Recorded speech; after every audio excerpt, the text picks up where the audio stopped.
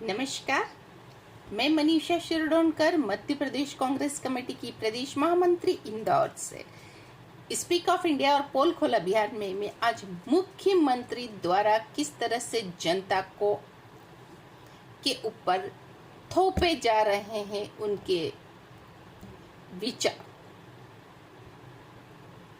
किस तरह से आम जनता को छला जा रहा है मध्य प्रदेश की शिव मामा शकुनी मामा के द्वारा आदेश थोप दिए जाते हैं। अब साहब ने नए आदेश थोप दिए हैं।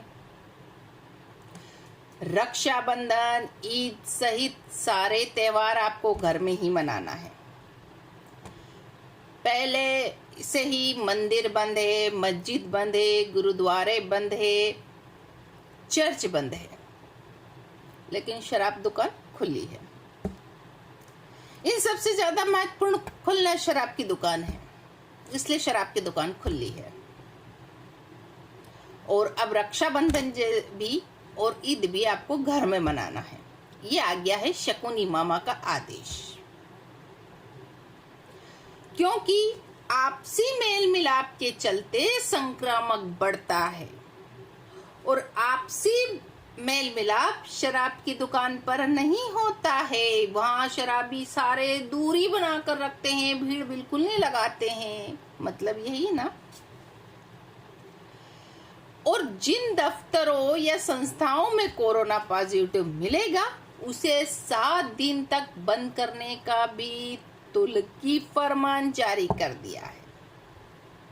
जबकि सरकारी कार्यालयों में कोरोना के मरीज मिलने के बावजूद दफ्तर चालू है, तो ये अन्याय सिर्फ जनता के साथ ही क्यों? इंदौर में नगर निगम में भी कई कर्मचारी संक्रमित पाए गए हैं। शादी, जन्मदिन, शव यात्रा उठाने में लोगों की संख्या फिक्स कर दी गई है। यहाँ पर 10 लोग या 20 लोग ही जा सकते हैं, इससे ज्यादा नहीं जा सकते, नहीं तो आप पर चालान बना दिया जाएगा, क्योंकि आप जनता है। ऐसा लगता है कि कोरोना संक्रामक से लड़ने और बचने की सारी जवाबदारी सिर्फ जनता की ही है और सरकार के साथ राजनीतिक लोगों को सरकार और राजनीतिक लोगों को कोरोना ने संक्रामक मुक्त मान कर दिया है, घोषणा कर दी है कोरोना वायरस ने इन लोगों के लिए। क्योंकि राजनीतिक सभाओं में संख्या की कोई पाबंदी नहीं। वहां आप 50, 500, 1000, 2000, 50,000, 5,000 जितना चाहे भीड़ बुला सकते हैं, क्योंकि वहां पर संक्रामक मुक्त जगह है वह, क्योंकि वो राजनीतिक जगह है। समझिए इस बात को। वो कोरोना ने बोल रखा है उनको कि वहां वो नहीं आएगा और राजनीतिक लोगों को प्रतिबंध लगाने की जरूरत नहीं है। राजनीतिक लोगों को सोशल डिस्टेंसिंग की पालने की जरूरत नहीं है। इसलिए कह रही हूं मैं ये, क्योंकि आपने भी देखा, मैंने भी देखा, सारी मीडिया ने भी दिखाया। हाट पिपलिया में हजारों की भीड़ इकट्ठा हुई, वहां कोई प्रतिबंध नहीं था। बदनावर में भीड़ इतनी थी, वहां भीड़ इकट्ठा हुई, वहां कोई प्रतिबंध नहीं था। सांवेर में अभी आपने देखा कैसे नियमों की धज्जियां उड़ा रहे थे, चौपाल लगा रहे थे, भीड़ इकट्ठी कर रहे थे। और अफसोस आप लोगों को जिनका चालान बनाना चाहिए था, आप उन्हें सैल्यूट कर रहे थे। शर्म कीजिए।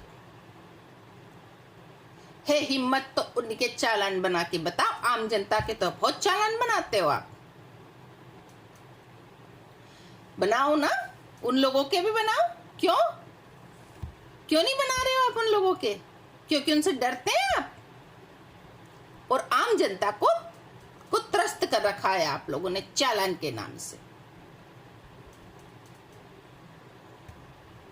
पर आप लोगों को इन सब बातों से क्या लेना देना? आपको तो आपदा में अवसर कमाना है, आपको तो आम जनता को परेशान करना है, उनसे जुर्माना वसूल करना है।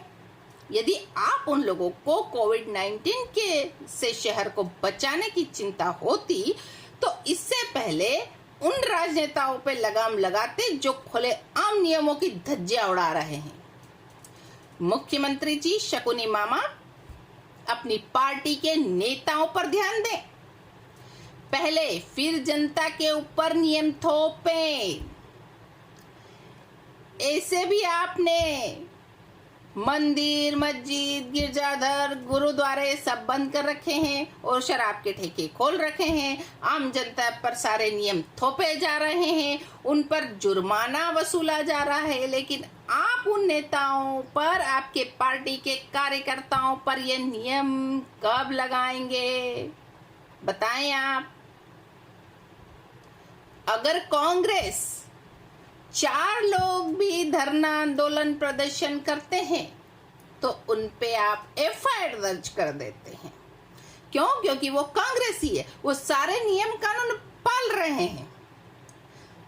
और वो भी एक पूर्व मंत्री, वर्तमान विधायक, 2 विधायक वर्तमान, एक शहर अध्यक्ष, ऐसे प्रतिष्ठित पदों पर बैठे हुए नेताओं पर भी आप एफआईआर दर्ज करने से नहीं चूकते, तो आप अपने मंत्रियों पर एफआईआर दर्ज क्यों नहीं करते? आप अपने नेताओं पे, पार्टी के, बीजेपी के नेताओं पे एफआईआर दर्ज क्यों नहीं करते?